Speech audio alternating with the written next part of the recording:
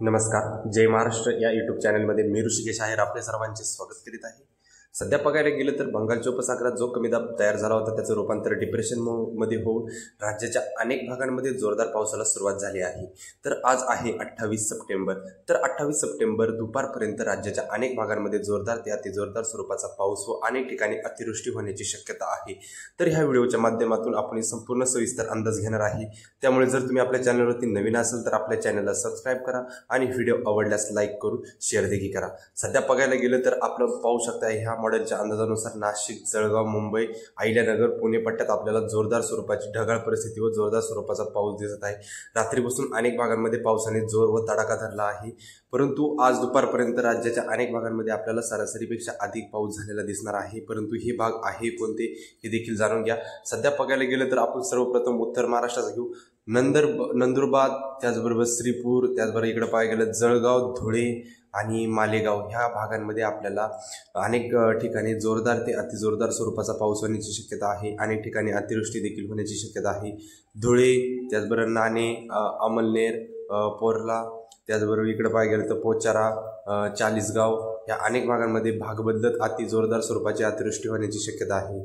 त्याचबरोबर बघायला गेलं तिकडं सटाणा, मनमाड, नाशिक, निफाड, त्याचबरोबर इगतपुरी, श्रीरामपूर, विजापूर, त्याचबरोबर बघायला गेलं तर छत्रपती संभाजीनगर, गाणगापूर, जालना, अंबड, त्याचबरोबर इकडं श्रीरामपूर, पैठणच्या काही भागांमध्ये जोरदार ते अतिजोरदार स्वरूपाची अतिवृष्टी होण्याची शक्यता आहे.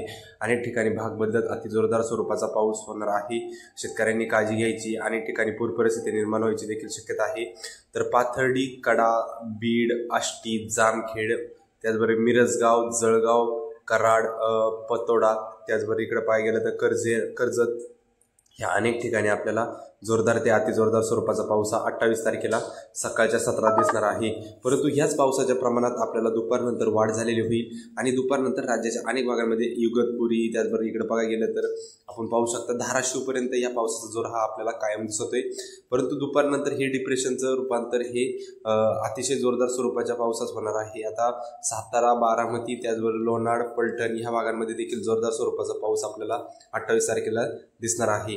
याच्या व्यतिरिक्त बघायला गेलं तर आपण पाहू शकता पुणे, गोरेगाव, त्याचबरोबर खोपोली, इकडे बघायला गेलं तर खेड, चाकण, शिरूर, मंचर, आळकुटी, जुन्नरचा संपूर्ण भाग, नरळे, त्याचबरोबर इकडे बघायला गेलं तर कामशेत, शहापूर, अंबरनाथ, मुंबईचा सर्व पट्टा ह्या अनेक भागांमध्ये जोरदार ते अतिजोरदार स्वरूपाचा पाऊस झालेला आपल्याला 28 तारखेला दिसणार आहे.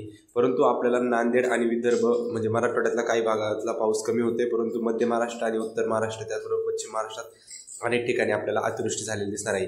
आता ह्या पावसाचा जोर आपल्याला 4 पर्यंत तरी इकडं अहिल्यानगरचा भाग, पुण्याचा संपूर्ण भाग, कल्याण, डोंबिवली म्हणजे मुंबईचा देखील संपूर्ण भाग, जुन्नर, इगतपुरी, वाडा, नाशिकच्या काही पट्ट्यामध्ये आपल्याला जोरदार ते अतिजोरदार स्वरूपाचा पाऊस हा दुपारमध्ये देखील झालेला दिसेल. त्यामुळे सर्व शेतकऱ्यांनी काळजी घ्यायची आहे, कारण की सरासरीपेक्षा अधिक पाऊस हा राज्यात पडणार आहे.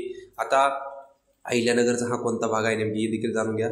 भाळवणी, टाकळी, ढोकेश्वर, त्याचबरोबर इकडे मांडवे, आळे, आळकुटी, त्याचबरोबर इकडे पाहायला गेलं तर जुन्नरचा देखील संपूर्ण भाग म्हणजे पुणे, पूर्व, पश्चिम, उत्तर सर्व भागांमध्ये आपल्याला जोरदार स्वरूपाचा पाऊस झाला दिसेल. आंबेगाव, वाडा, त्याचबरोबर इकडे बघायला गेलं तर अंबरनाथ, नरळे, खोपोली, कामशेतपर्यंत, चाकणपर्यंत जोरदार ते अतिजोरदार स्वरूपाचा पाऊस हा राज्यात आपल्याला होताना 28 तारखेला दिसणार आहे.